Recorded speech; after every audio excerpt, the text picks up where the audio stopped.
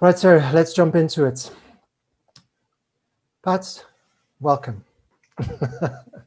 um, First of all, what I would like to ask you, right, is in your own experience, right, and what is the hardest, to change or to stay the same? Change. I think change is the real challenge. No, I think conscious change is the real challenge because change is inevitable. Um, but consciously going beyond your conditioning in this world is hugely challenging because it's a whole society set up on trying to play on our impulses, our compulses, and we all seek that pleasure or avoidance of pain, and so that's our natural default. And then I was just reading yesterday, logotherapy, which is Viktor Frankl's work, is the third Viennese school of psychotherapy, and the previous two was Freud talk about pleasure principle, seek pleasure, get instant gratification. Adler talked about the power principle, get this approval and validation. And then Frankl talks about meaning and purpose. And I think this thing of changing consciously is about finding meaning and recognizing that there's meaning in suffering. And yeah, change is difficult. I think change is more difficult. Conscious change, yeah. Change is hard. And that, of course, Frankl, man's search for meaning in the concentration camp. How do I deal with this? I find meaning. Yes. That's my reason. Yeah. If it's not changing the external circumstances, change the internal dialogue or the internal meaning I've attached to the situation. But again, that requires work, and most people don't want to do that because, not that they don't want to do that, they don't know they can do that probably. Totally agree with you. And this is one of the major themes of this project, is people don't know that it's an option. And they usually have to go, like what's the documentary Finding Joe? They have to go on the hero's journey first completely to realize, listen, I can go through this. I've gone through this. And then they start finding other people who's done it. Yeah. But nobody is. This is in no curriculum. This is in no school. Hi, my name is Marcel. I'd like to thank you for watching this video. These interviews are parts of a whole series. So if you would like to continue to watch these, don't forget to subscribe and click on the little bell to get the notifications. Drop me a comment. Tell me what you think about this. And if you have any questions, certainly that would be the way to get the message across to me. I hope you enjoy this. Take care. You search for this. You don't get taught it. Yeah. And that makes me think that discontent is a good state of being because you're looking for more. People think discontent is as like boredom, right? We think that boredom is an issue. Well, I'm studying a lot of Frankl's work at the moment, and something that's really stood out to me is talking about conscience and the act of listening and then acting, and listening and acting. So it's like listening internally and then acting upon that. And I think that's what's missing, is we don't listen to our internal, and when it whispers, we don't act upon it. Again, it's like Finding Joe. I think there's all these nudges by the universe that, you're not in the right job or whatever it might be, but then listening is not enough. Bruce Lee said that, willing is not enough. We must do. Knowing is not enough. Yeah. So this is like some of the, I mean, me personally, I don't believe that any knowledge is new. No. Right? I think that every generation would just figure out a new translation. Yeah, I guess the external world changes, and so we need a slightly different message. Like, again, you come back to that thing of Freud's principle of the seeking pleasure. Pleasure has never been more readily available, but we've never been more miserable because we're so impulsive. There's a complete lack of, and so, but it's amazing to me reading these. I mean, you got like Man's Search for Meaning, A Will to Find Meaning, some Alan Watts. But these are all old books that you read, and they could be written for today. It's like, yeah, it's kind of amazing. It's good because any idea you think you might have coined in any way, shape or form, you see, wow, that came from a long, long time ago. Even the bag of Gita, I'm looking at that at the moment. Exactly. Yeah, I've done that as well. You just kind of triggered something for me with Alan Watts. My goodness. I have so much time for that man, Alan Watts. You know what? Have you ever? Go ahead. I'm pretty new to Watts. I haven't got into it. I'm looking. Oh my goodness. He has a 3-hour on YouTube, 3-hour, almost, I want to say sermon, but it's not. It was just a weekend workshop, basically, that was recorded, right? Called The Joker. Okay. If you haven't checked it out, check it out. Cool. Beautifully, eloquently explaining what all this is about, according to him. Nice. Cool, man. Thank you. What's like, and he died before we were born, literally, like gems that had already been. This is just our turn now. Question 2, Mr. Divilly. What is the difference between happiness and success for you? I mean, the language of it, my own internal interpretation at this point would be success and happiness are one of the same. So success is the result of happiness as opposed to the other way around.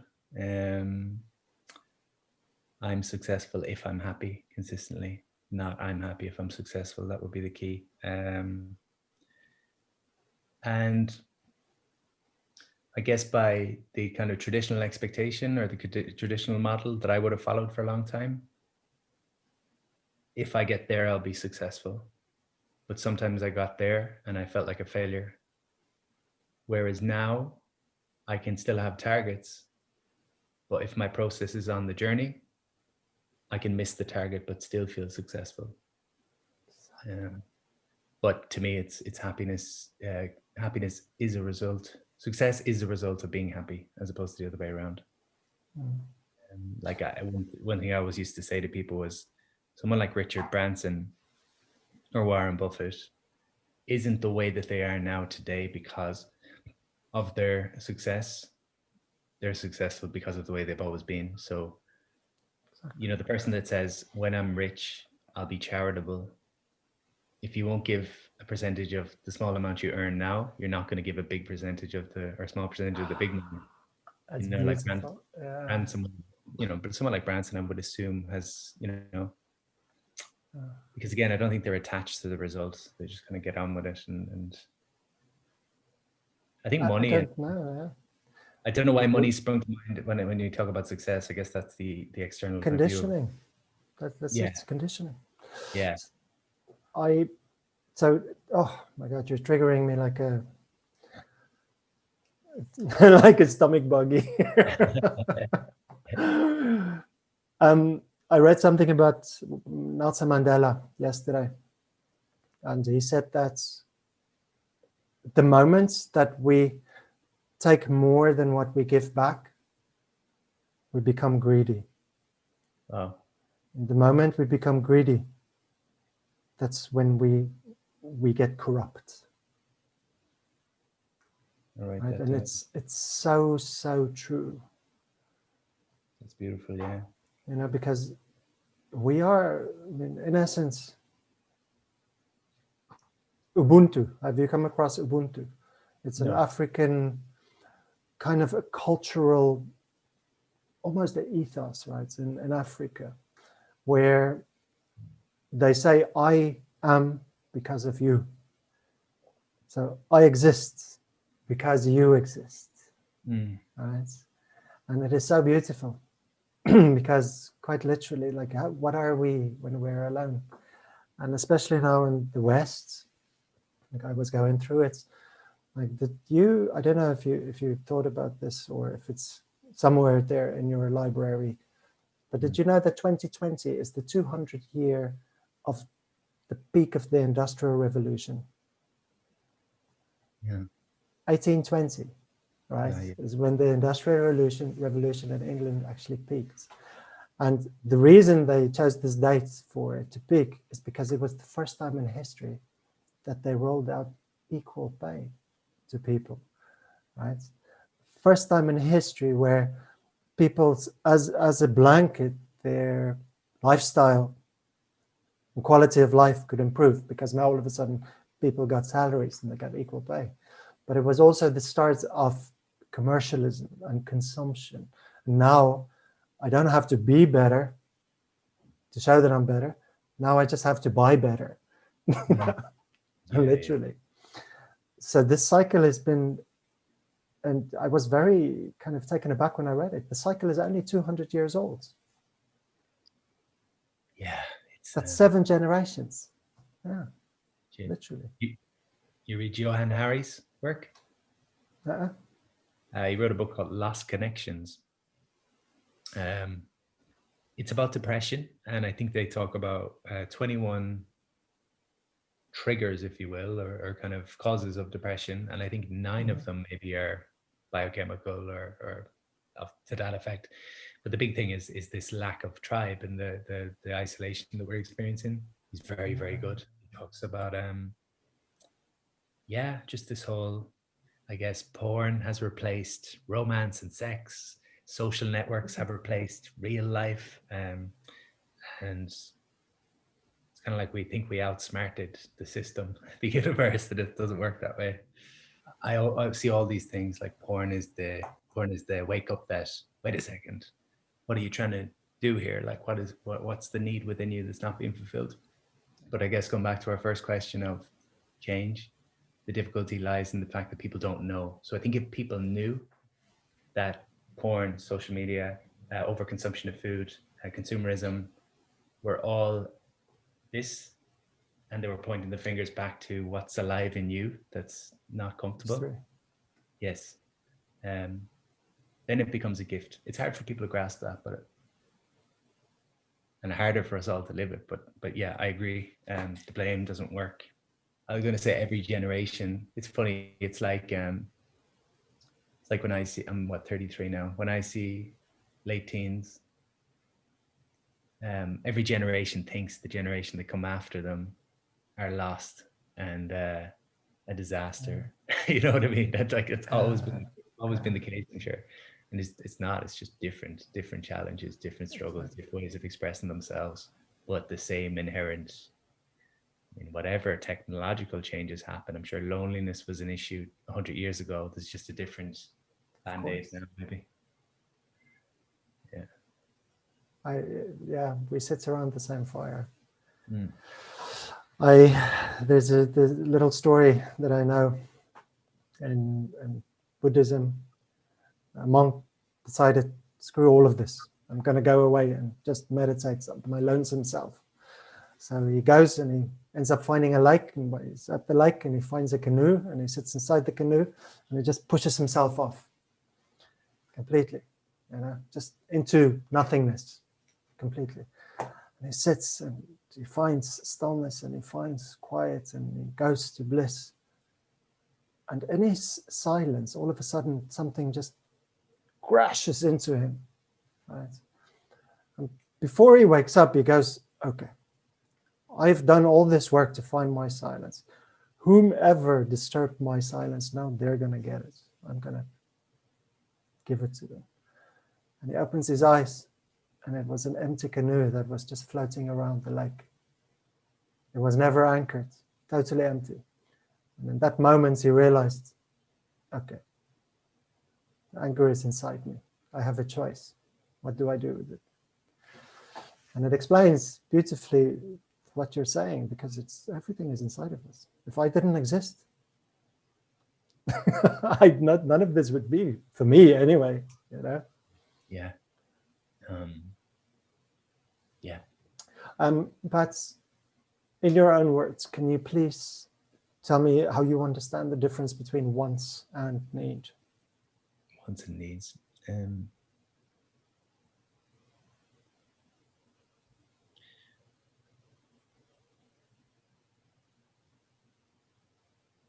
I would actually tie it back to the meaning piece. So for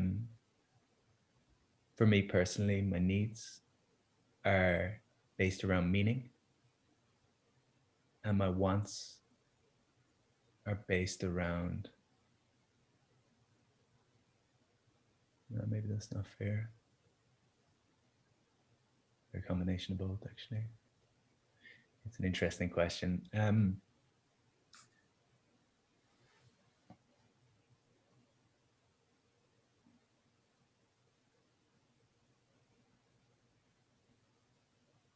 I guess my needs relate to my needs relate to physiological, psychological, spiritual, emotional development and growth, and development and growth, I guess. Whereas my wants are almost a distraction from that. Again, maybe it's just a language that I'm hearing, but I need meaning in my life. I need food in my life. I need community in my life. I need purpose in my life. I need peace in my life. I need calm in my life. I need happiness in my life. I fulfill upon all those through my daily experience. I want is maybe what I want in the short term. I want pleasure. I want instant gratification. I want quick fixes. I want immediate change. I want everyone to like me, but I don't need those things. They're my impulses, I would suggest. I love that. It's not like an exam, is it, where there's an yes or no? I love that, yeah, because all the different people I've been asking the questions, everybody has. It's like there's one big conceptual picture there, right? And everybody sees this part of the picture and that part of the picture and that part of the picture. It's beautiful to listen to watch. Super interesting question. Super interesting question. Because wants and needs. It was actually you who gave me clarity on how I personally use that in my own landscape, right? Wants and needs, three basic needs, and then I added a fourth in my own work. So safety, security, need to belong. You remember this because I'm basically paraphrasing you. And then our need to self-express. And then I added on top of those, if those three boxes are ticked, philanthropy, our needs to, once we're calm and peaceful and we've actually done all these things, our need to help, you know?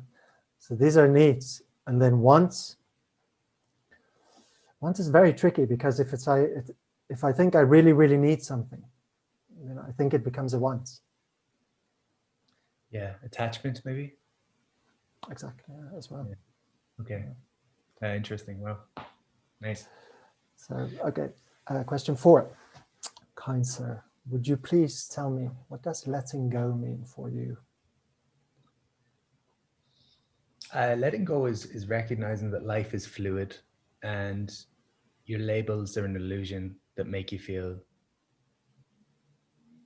like you have more control than you do. The example that springs to mind is maybe the person who is working their way through society's checklist of this and this and this, and maybe has become disillusioned in their relationship, but decides that the next step is to get married, because married gives me a label that makes me feel like I'm having progress. And it's almost like what you said. You said we've gone from being better to buying better. And this is like, I'm going from, it's an illusion of progress. Like, how's that progress but that's not to knock on anyone.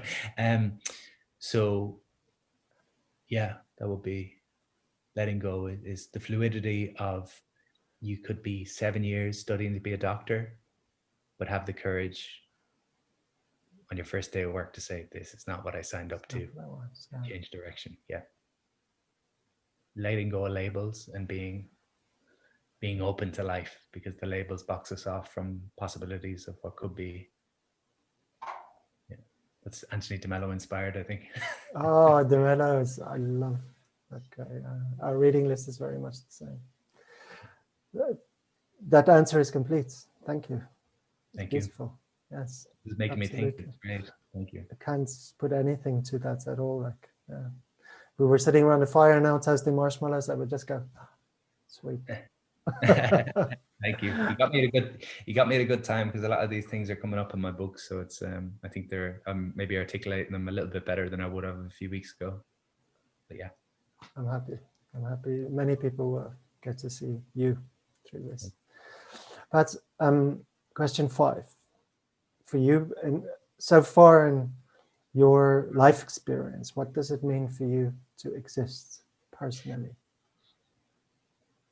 I think I have a bit of a theory that everyone's got a purpose on this planet, and it's not necessarily the way we think. It's probably not the way we think it's going to be. So I feel like we talk about soulmate, and people think a soulmate is the person that you're supposed to meet that makes you complete.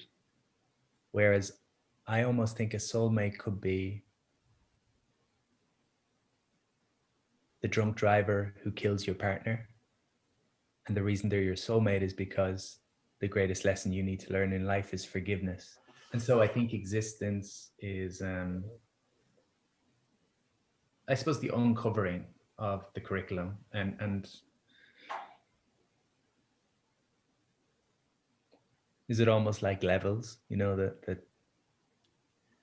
the later you are waking up, maybe the less levels you'll get through, but that's not the purpose. The purpose is just to wake up and get to whatever the level is, Yeah.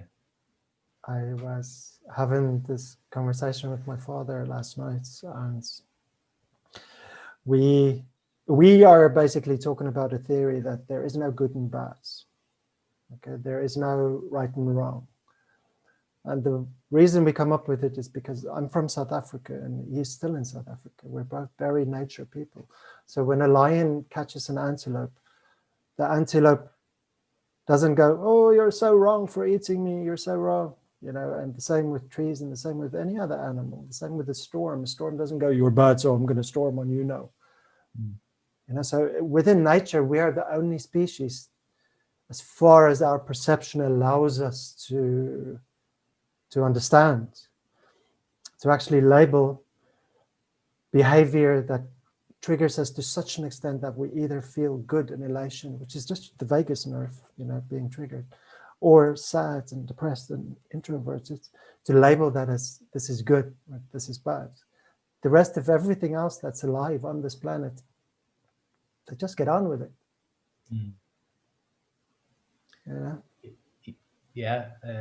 Well, that's the human suffering comes from judgment. So judgment is you're on a pedestal or you're in the pit, one of the two. And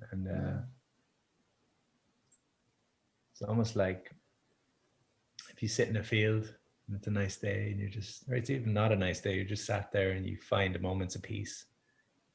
You're like, wow, I'm not judging anything here. There's no stimulation here that's making me feel on a high. And there's nothing, there's just,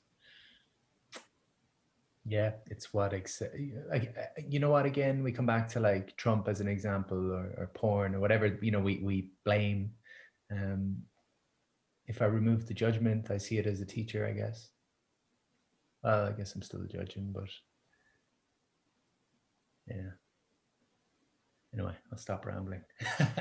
To come back within the section of what you were just saying, my interpretation, or what happens in my mind when you say sitting inside a field, or not inside a field, sitting on a field or in a field, silence, that stillness that happens inside of us. Is what, in my experience, stillness is one of the most clearest teachers in every aspect, because it's the moment that we realize that there's an inside and an outside. And my inside, this vessel, is alive inside all of this outside. Yeah. One of my most favorite quotes I've ever heard, and I can't remember now exactly who said it, but he said that silence is not the lack or the absence of anything. it's the presence of everything. Mm. And when I heard that, I was like, oh my God, wonderful. Yeah. And it describes it so beautifully. Because we don't focus on 1 or 2 or 3 or 4 or 5 or 6 things. We take everything in, and it becomes silence.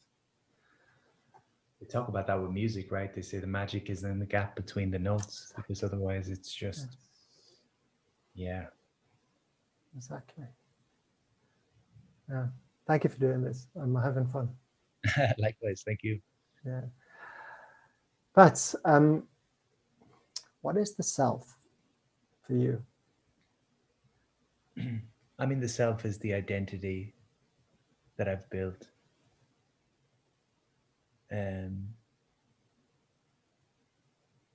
Yeah, the self is the identity that I've built through my beliefs, my stories, my thoughts, my environments, the expectations I've put upon myself. And so the self can change. But yeah, the self is the labels, the collection of labels. And I guess the goal with our work around inner work and consciousness is to expand the possibility of what the self could be. And so with levels of consciousness, the first stage is life is happening to me. And then it goes to life is happening, I think, for me. And life is happening through me. And so it's kind of, again, that thing of I'm a victim to my circumstances. I'm a creator of my circumstances. And then I'm creating through all my circumstances and experience.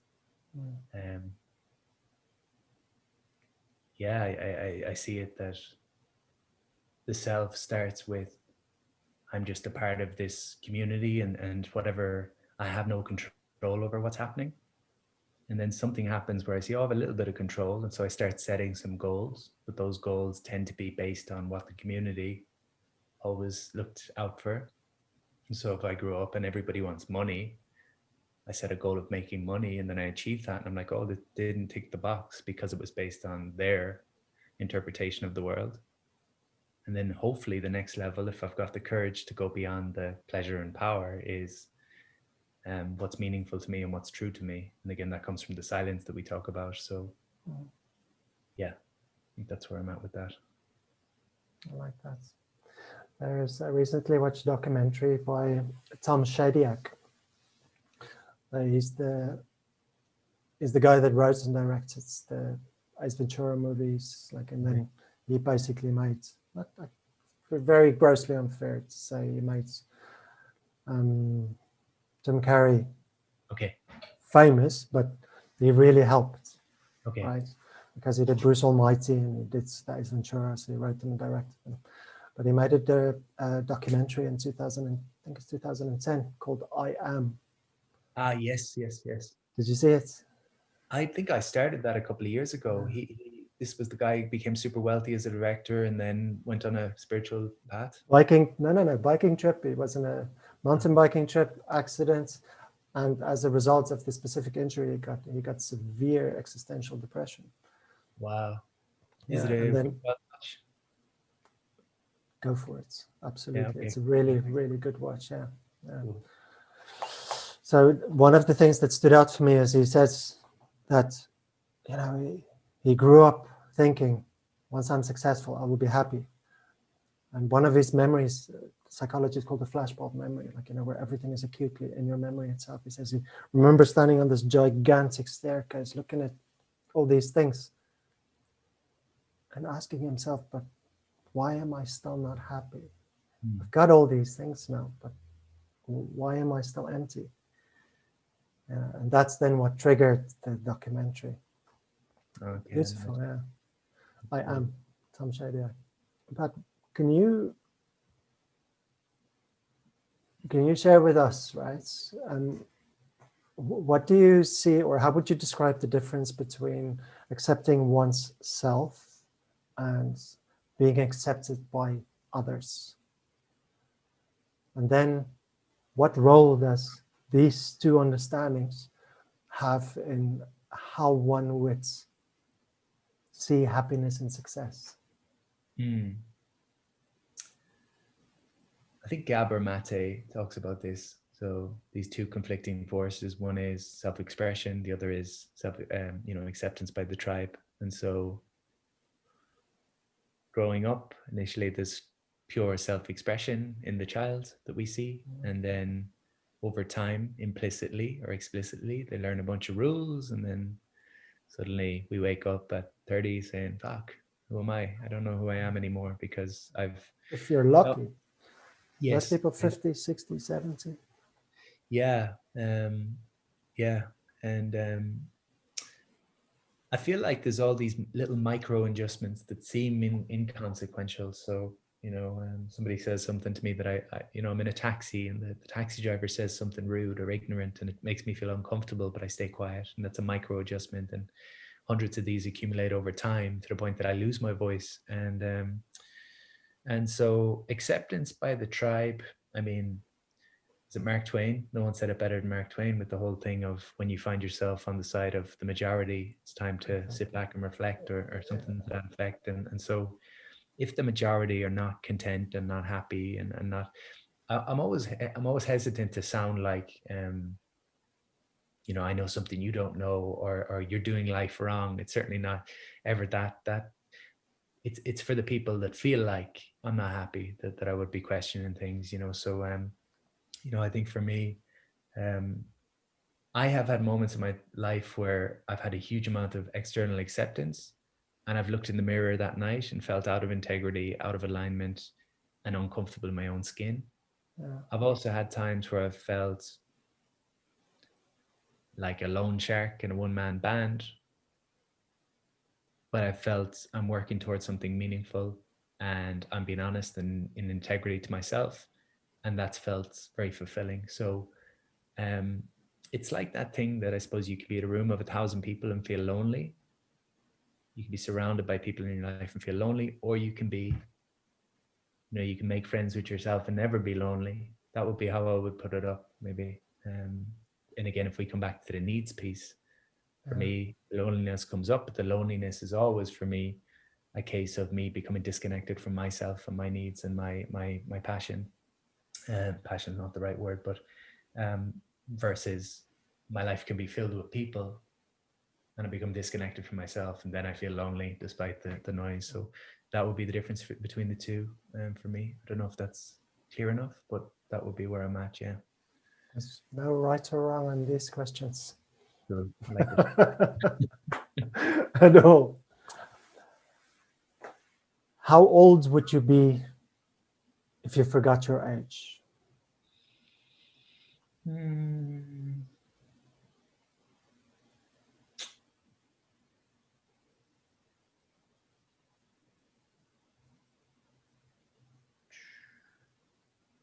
was going to say ageless.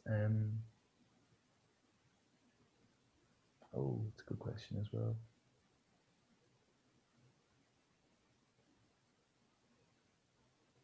16. 16. Yeah. I was going to say an older age, but 16, it's I feel like a lot of who I was in my mid to late teens that I lost along the way through drink and alcohol and accumulation and all these things. Yeah. I've allowed those things back into my life in the last 2-3 years, and it's been, I think it's an exciting age. That little bit of rebellion against the world when you're a teenager, then you give up on that and you kind of, you throw in the towel and you conform to be an adult. And I'm back in the rebellion phase, not with the need for, with the need to prove myself, but with the excitement. I'll tell you what someone told me that I really liked. He said, people talk about a midlife crisis like it's a bad thing. And he said, what if it's just the fact that you've gotten to an age where you're liberated, you don't give a fuck what people think anymore? Exactly. I like that. Yeah. But this is it, because if you say 16, in your body and with the accumulation of information and experience that you've kind of picked up, and another way to look at it is this is just it's a conscious, mindful liberation. You're choosing to still feel like that, but now you know more. Yeah. How Yeah. fucking amazing is that? The next question, and I might conclude with this one until another time. Do you still have the hole that the world gave you when you were born inside of you? And if you don't, how did you get rid of it?